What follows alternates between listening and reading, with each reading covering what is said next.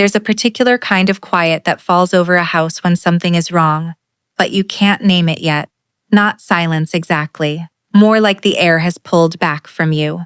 Like the room itself is waiting. I know that quiet well. I grew up in it, and I genuinely believed that I had left it behind. I built something new, something mine. I chose a man who laughed easily and asked real questions and didn't flinch when I told him parts of my history. I chose a house with big windows in a city where nobody knew my family name. I chose, deliberately and carefully, a life where that particular quiet could never find me again. It found me anyway. Not through my family, through his. My name is Marin. I'm 34 years old. I live in Creston, in a house with a bay window and a kitchen that smells like coffee from about 6 in the morning until noon, and I have, for the past 6 years, been married to a man named Soren, who is genuinely one of the best people I have ever met. I want to say that clearly at the start, because what I'm about to tell you is partly a story about him too, and I don't want you to misread what happened between us as something it wasn't. He didn't betray me, not exactly. What he did was more complicated than betrayal, and I think that's actually worse. Because it was done with love, and love with bad information is one of the most dangerous things in the world. But I'm getting ahead of myself. I need to tell you about Constance first. Constance is Soren's mother. She's 61 years old, she has silver hair she wears in a low bun, and she makes the best lemon cake you've ever had in your life. She has this quality. I noticed it the very first time I met her, at a dinner at Soren's parents' house in early spring. About 8 months after we started dating, she has this quality where she makes you feel, within about 15 minutes, like you have been seen, not just heard, seen. I was not used to that. I won't pretend I was. I grew up in a house where being seen meant being a target, where the surest way to guarantee something was used against you was to let someone know it mattered to you. I learned very young to keep the important things close and the unimportant things visible. I became, and I say this without self-pity, just as fact, very good at seeming fine. Constance saw through it immediately, not in an aggressive way. Not in the way my mother always did, where seeing through you meant identifying a weakness. Constance did it gently. She asked me one question at that first dinner, just one, and it was, "What do you love that nobody else knows about?" And I told her about botanical illustration. This strange, solitary hobby I'd had since I was 15, filling sketchbooks with detailed drawings of plants. I'd never told anyone except Soren. And she nodded and smiled and said, "That makes complete sense for you." And somehow it felt like she had understood something about me that I hadn't even fully articulated to myself. I loved her. Almost immediately, maybe too immediately. I had, by the time I met Soren's family, been estranged from my own family for my mother, my father, my younger sister, all 3 of them. 4 years of deliberately building a wall and then building a life on the other side of it. The reasons were real and serious and documented, and I don't need to go into all of them today. What matters is that I had done the work, the therapy, the grief, the rebuilding. I had landed somewhere solid.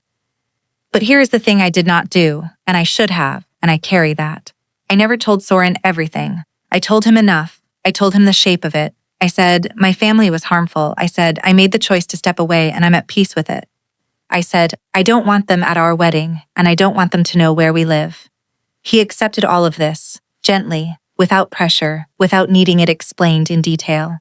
He is not a man who requires other people's pain to be legible to him before he respects it.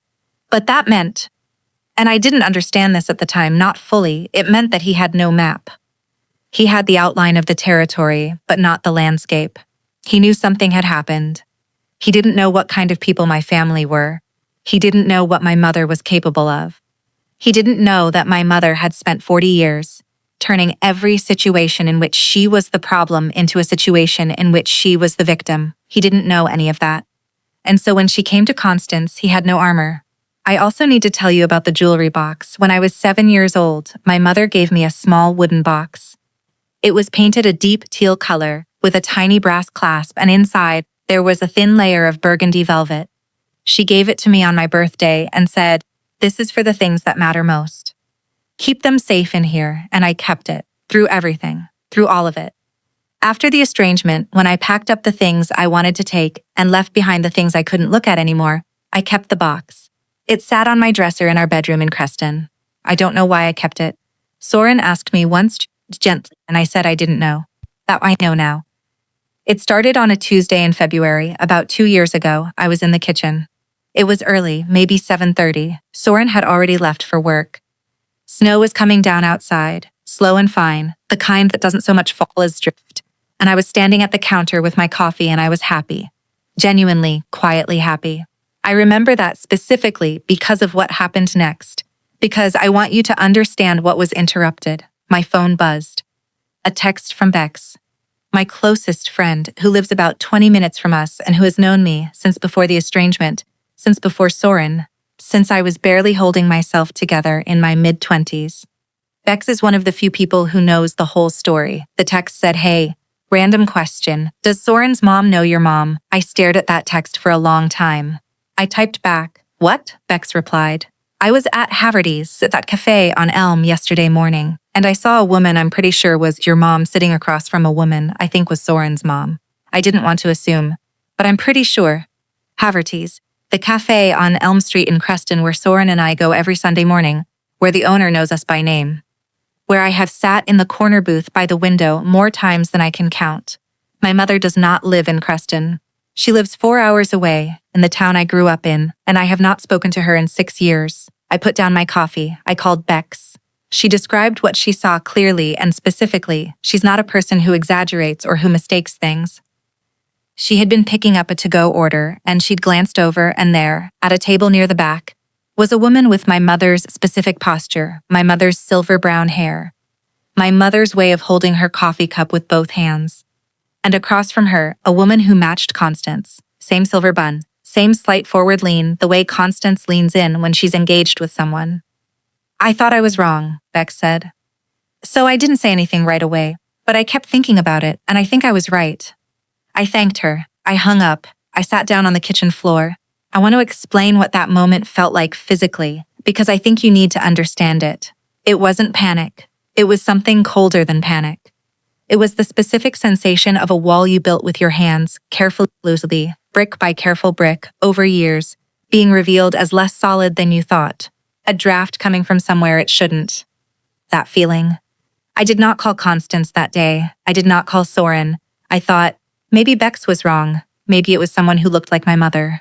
Maybe it was a coincidence. I am not a person who assumes the worst. I genuinely try not to be. So I held it. I held it for 3 days. On the 4th day, I drove past Haverty's on my way home from the grocery store, and I saw Constance's car parked outside. My mother's car was parked behind it. I pulled over across the street. I sat there. I watched Constance come out of the cafe first. She was smiling. She had her coat buttoned up against the cold, and she was smiling the smile she has when something has gone the way she hoped. This particular open, satisfied smile I know well by now. She got in her car. My mother came out 2 minutes later. She looked exactly the same. I had not seen her in 6 years, and she looked exactly the same, and I felt exactly what I did not want to feel, which was small. 7 years old, standing in the kitchen of the house I grew up in, trying to make myself invisible. I drove home. I did not go inside immediately. I sat in the driveway in the dark for a while. Then I went in. I made dinner. Soren came home, and I watched him all through dinner for any sign that he knew, for any slight shift in how he looked at me. I couldn't find one, which meant either he didn't know, or he was better at hiding things than I thought. I made a decision that night that I still think about. I decided to find out what was happening before I said anything to Soren. I didn't want to come to him with a question. I wanted to come to him with a complete picture. Partly because I knew, based on 4 years of marriage, that Soren processes things slowly and carefully and needs information to be whole before he can fully respond to it. Partly because I was afraid. Afraid that if I brought him an incomplete story, he'd do what reasonable people sometimes do. He'd wait and see, give his mother the benefit of the doubt, and I'd be left watching something grow that I couldn't yet prove. And partly, I have to be honest, partly because I still didn't trust my own perception entirely. That's what years in a family like mine does to you. Even after the therapy, even after the clarity, there is still a voice, small and persistent, that says, maybe you're reading this wrong, maybe you're being too sensitive, maybe there's an explanation. My mother's voice, still living in my head, even after 6 years of silence. So I talked to Dr. Yolande, my therapist, who I've been seeing in some form for 8 years. I told her what I'd seen. She said something I needed to hear. The question isn't whether you're reading it correctly. The question is whether you're willing to find out. I was. I called Constance on a Thursday afternoon. I kept my voice light and warm. I asked how she was. I asked about Soren's father's knee surgery recovery, which I knew had been recent. We talked for about 10 minutes. And then I said, casually, Soren mentioned you'd had some coffee with an old friend recently. I think he said near our neighborhood. Constance paused, just a half second. But I know her pauses the way I know all of her. She said, oh yes, a lovely woman actually. We met through a mutual contact and we've gotten together a few times.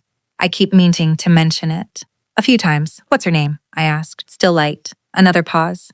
Nadine, she said. I said, oh, how nice. And I steered us back to Soren's father's knee. And when we hung up, I went into the bathroom, turned on the shower so Soren wouldn't hear me from downstairs, and I sat on the edge of the tub and I breathed through it. Just breathed. A few times. My mother's name is Nadine. Over the next week, I started to pay attention to things I'd been explaining away. The way Constance had seemed slightly more careful with me over the past few months. A new quality of watching when I spoke, as if she were measuring something. A comment she'd made at Christmas about how family estrangements are so hard on everyone involved.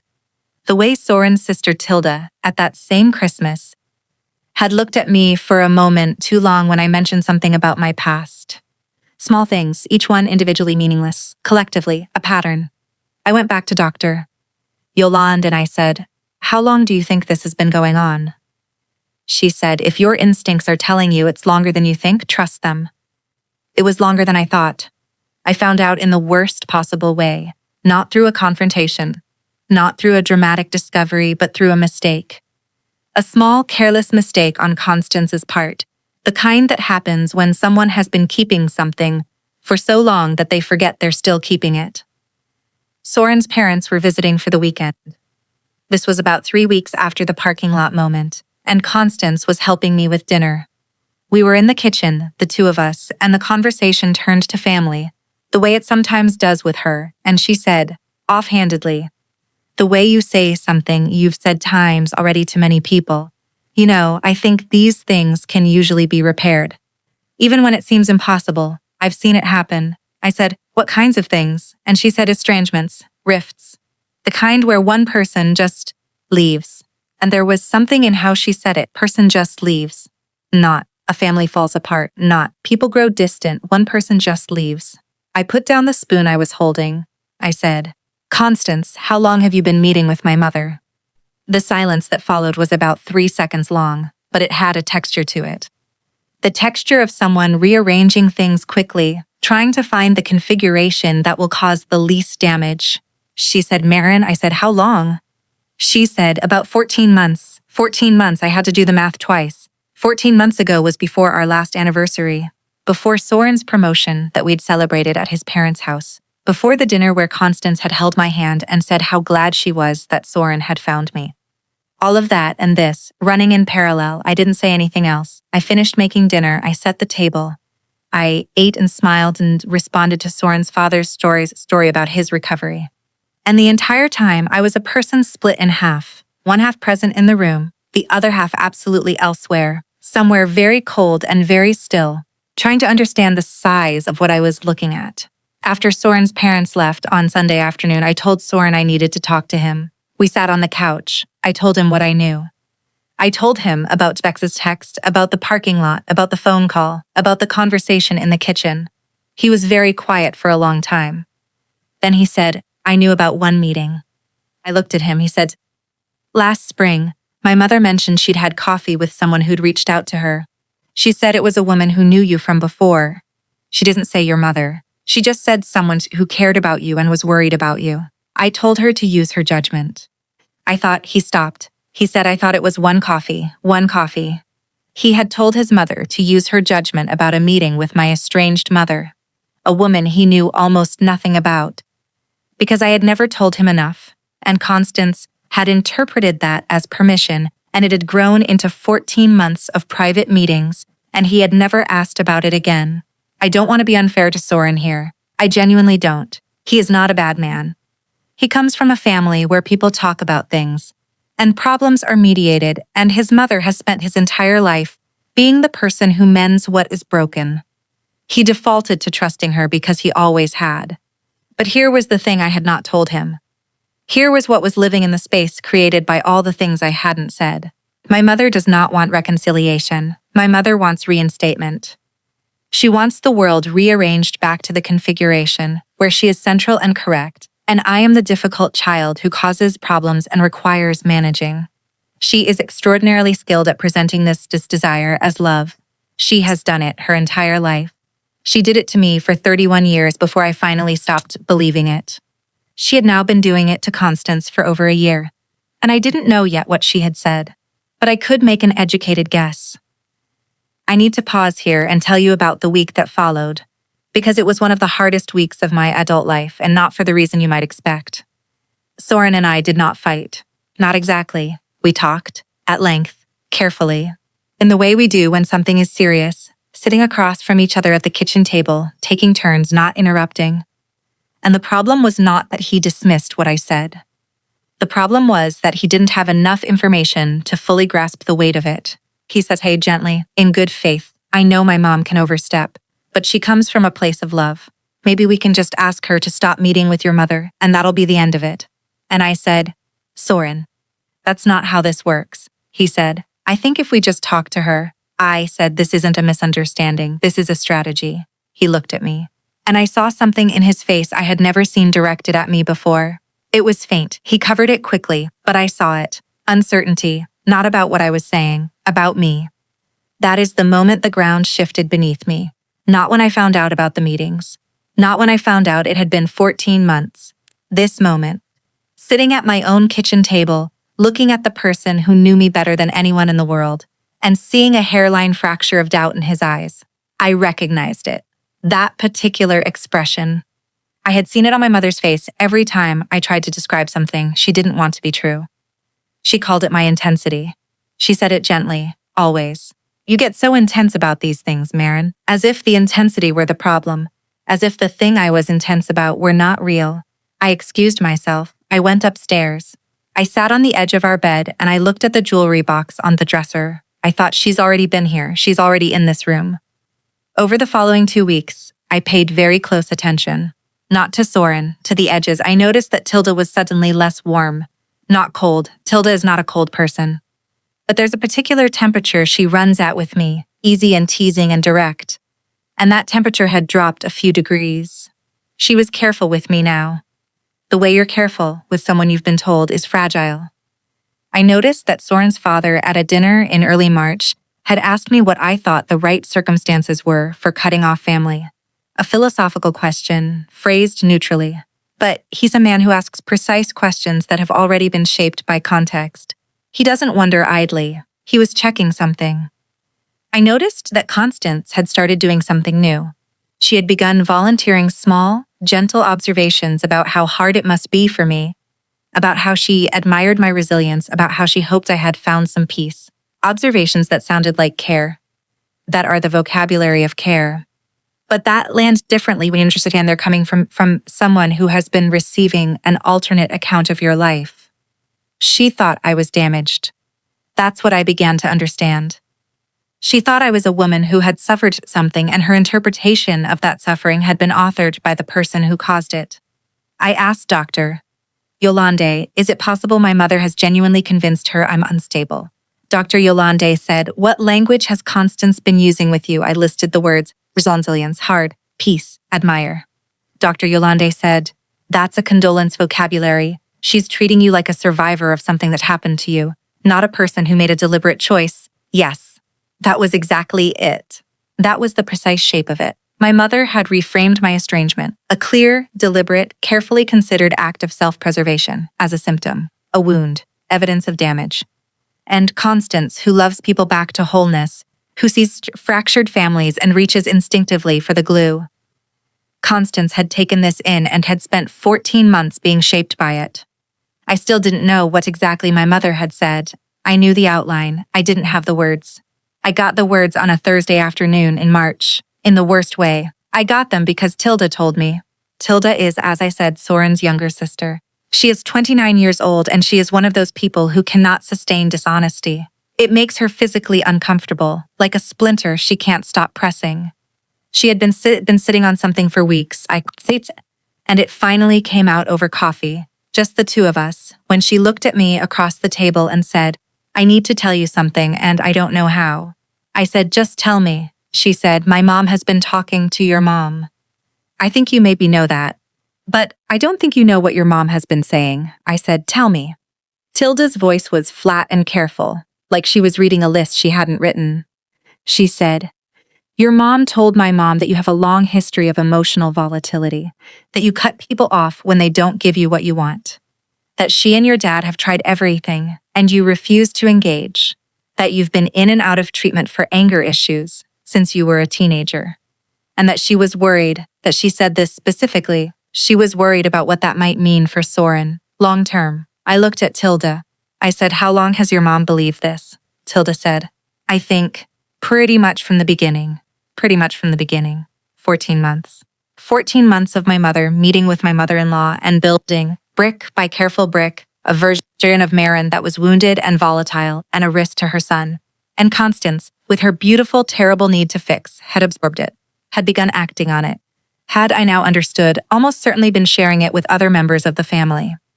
The phrase emotional volatility. I know that phrase, I know its specific history. It appears in a letter my mother wrote to my therapist, without my consent. A letter my therapist was not legally obligated to accept or respond to, which she did not. When I was 23 years old and had recently begun therapy. The letter said I had emotional volatility and a pattern of isolating behavior. My therapist showed it to me. I remember reading it and feeling completely hollow. And now here was that phrase. In Creston, in my life, in my marriage, it had followed me. I went home, I sat in my kitchen. I looked at the snow outside. It was still coming down, it had been an endless winter. And I understood something with a clarity I had not expected to find in that moment. I was not going to manage this quietly. I had been managing things quietly my entire life. I had spent 31 years making myself smaller, plainer, less than what I actually felt, to avoid the label of difficult. I had left my family because I had finally understood that the management would never end, that the only way to stop managing was to stop, and I had stopped. And here I was, managing again, already, 6 years later. No, I want to be careful here because as I know how this kind of story is supposed to go, there's supposed to be a moment of rage, a dramatic break, something you can point to and say, there, that's where she stopped being reasonable. That's not what happened. What happened was quieter and more final than that. I sat at my kitchen table for a long time, not crying, not shaking, just sitting with the full shape of what I was looking at. And somewhere in that sitting, I moved from feeling to deciding. Not from anger, from clarity. There is a version of anger that has heat and motion and wants to burn something down. What I felt was different. It was cold and still and absolutely certain. I was going to name this, all of it, in plain language, to Constance, to Soren, to anyone who had been told a story about me without my knowledge and who had accepted it without asking me. I was not going to apologize for that. I was not going to soften it. I was not going to offer my mother any more grace than she had extended to me, which was none. I called Dr. Yolande.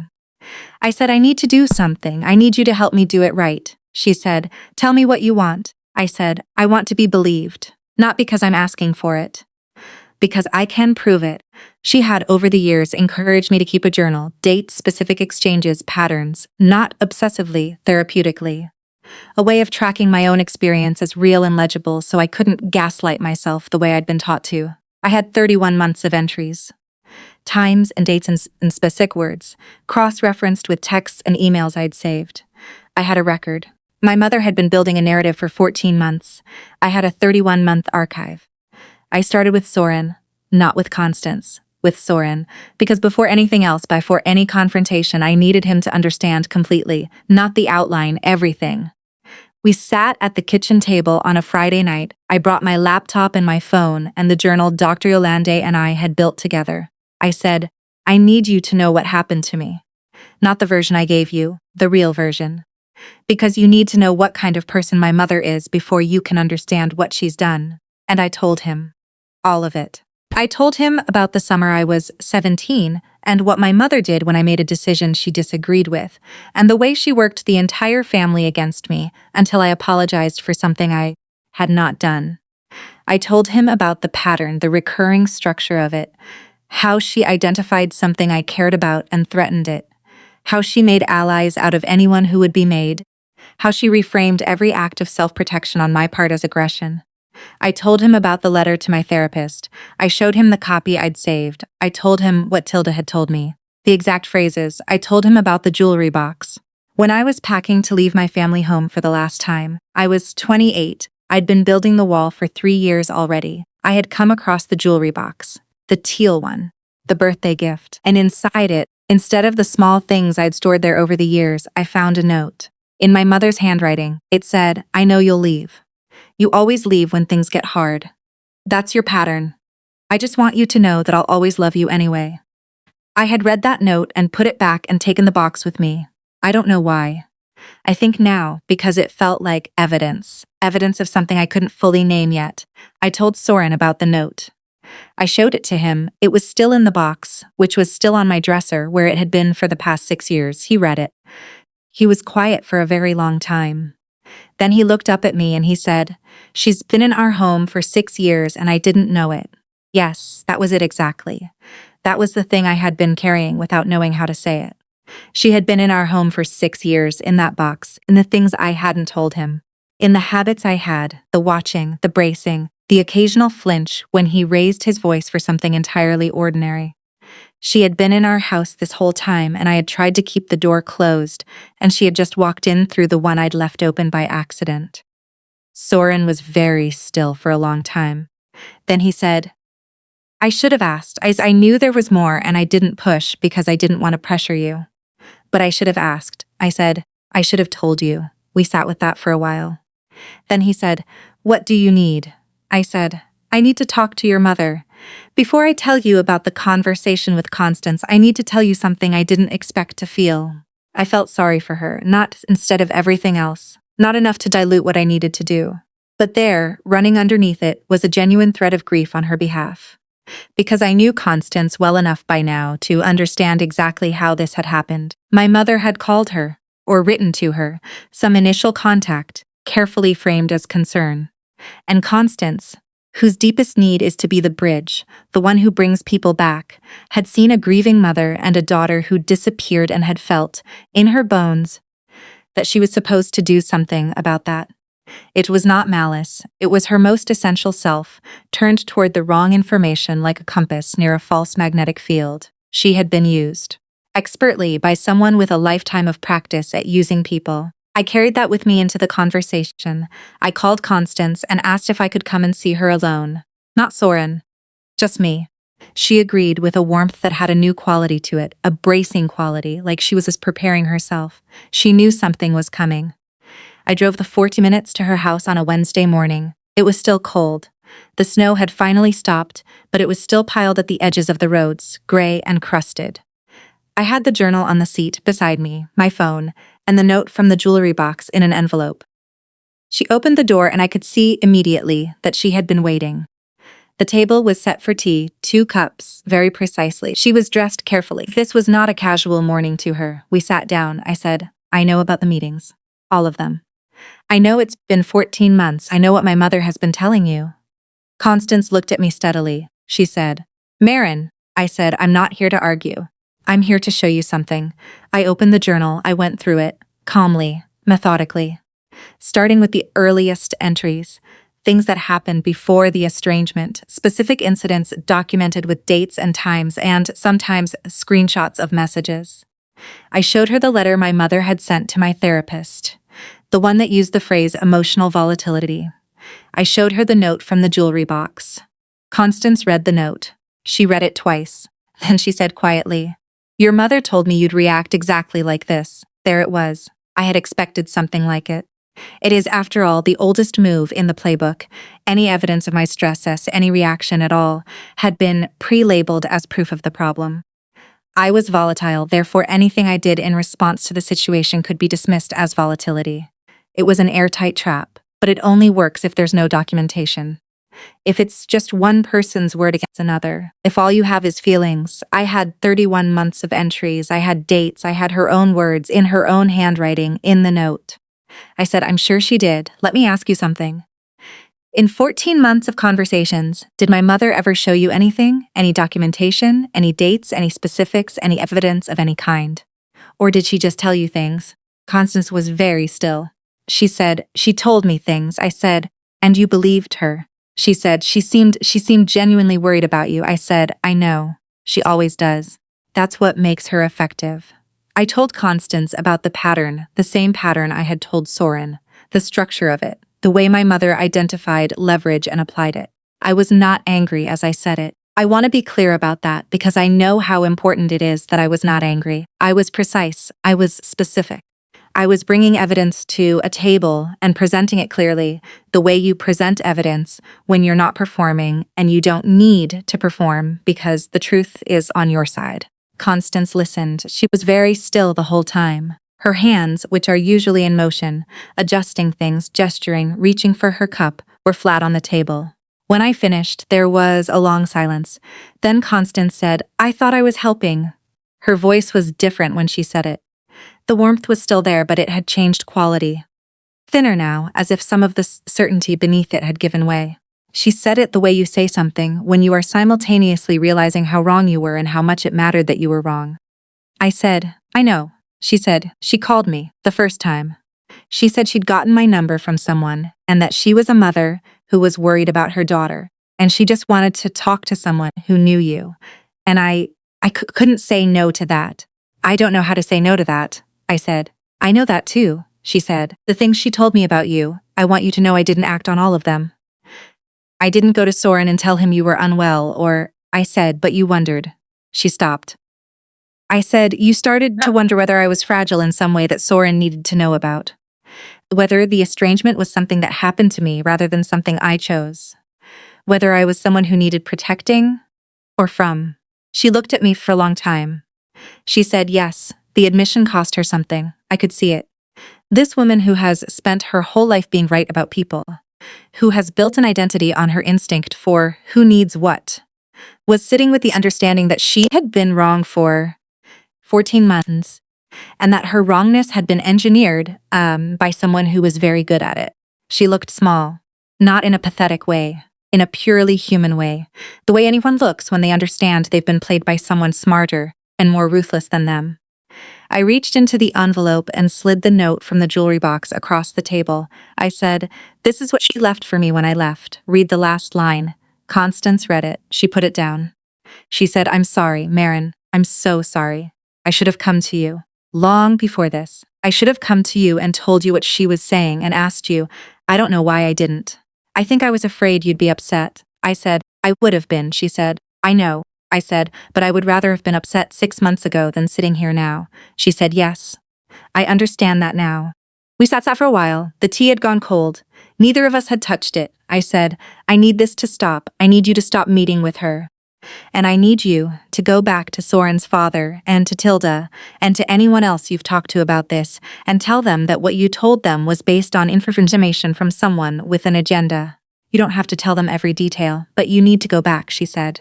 Yes, I will, I said. I also need to know, and this is the harder question, I need to know whether you can actually see me clearly anymore, or whether what she told you is too embedded. Because if it's too embedded, I don't know how we come back from this. That question sat in the room for a long time. Finally, Constance said, I see you very clearly right now. Clearer than I have in over a year. I looked at her. She said, what I see is someone who had every reason to do this badly and didn't. Who came here with evidence instead of emotion. Who is not asking me to choose sides or punish anyone. Who is just asking to be seen accurately. She paused. Your mother told me you were volatile. What I see is the opposite of volatile. What I see is someone who has spent a long time learning how to be still. I didn't cry. I'd made a decision about that before I drove there, but something in me shifted when she said that. Something that had been braced against a blow relaxed very slightly. My mother had meant Constance to be a weapon. She had become, in the end, a witness. That was 2 years ago. It is an ordinary winter morning as I write this. The snow has come back. It always comes back in Creston, and I'm standing at the kitchen window with my coffee the way I always do in the mornings. The phone doesn't ring. Constance did what she said she would do. She went to Soren's father. She went to Tilda. I don't know exactly what she told them. She handled it herself as she asked to do, and I gave her that. Tilda called me a week later and said, "I'm sorry I didn't tell you sooner. I should have told you the second I heard it." I said, "But you told me when it counted." I believe that. I've chosen to believe it. Soren and I have spent the last 2 years doing something I would not have thought possible from inside the worst of it. Rebuilding. Not from scratch. What we had was real, and it is still real. But fortifying. Filling in the gaps I'd left by not telling him everything. Closing the doors I'd accidentally left open. He asked me a few months after everything why I had kept the jewelry box. I thought about it for a long time. I said, I think I kept it to remind myself that she was real, that it wasn't just in my head, that she gave it to me and told me to keep the things that mattered most in it, and then she filled it with something cruel. I needed to remember that that happened, that it was true. He said, "Do you still need to remember?" I thought about it. I said, "Not the way I used to. The box is no longer on my dresser. It's in the closet, on a high shelf, in a box with other things from before. I know it's there, I don't look at it, I still draw, my botanical illustrations, my sketchbooks full of plants. It is still a solitary and slightly strange hobby, and I am still privately pleased about it." Constance asked to see them once, a year after everything, when we were sitting at her kitchen table and the conversation had found its way back to the beginning, to that first dinner, to her question, "What do you love that nobody else knows about?" I showed her 3 sketchbooks. She turned every page. She said, very quietly, "These are extraordinary." I have thought about that a lot, that she saw them, that she got to see them. My mother never did.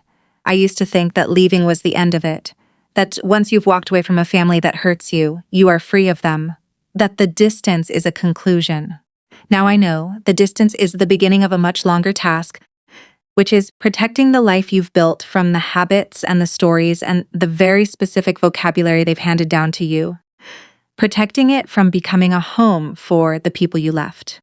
That work is never fully done, but it becomes, over time, lighter, and you get better at it. And eventually there comes a morning where you stand at the window with your coffee and the phone doesn't ring and the quiet is just quiet. No held breath in it, no draft, no waiting, and you realize this is yours. This has always been yours. You are standing in your own life. That is not nothing. That is everything. If someone you love unknowingly became a weapon someone else aimed at you, would you forgive them? And what would forgiveness even look like? I don't have an answer. I genuinely don't. I've thought about it for 2 years, and I still land somewhere different every time. Tell me where you land.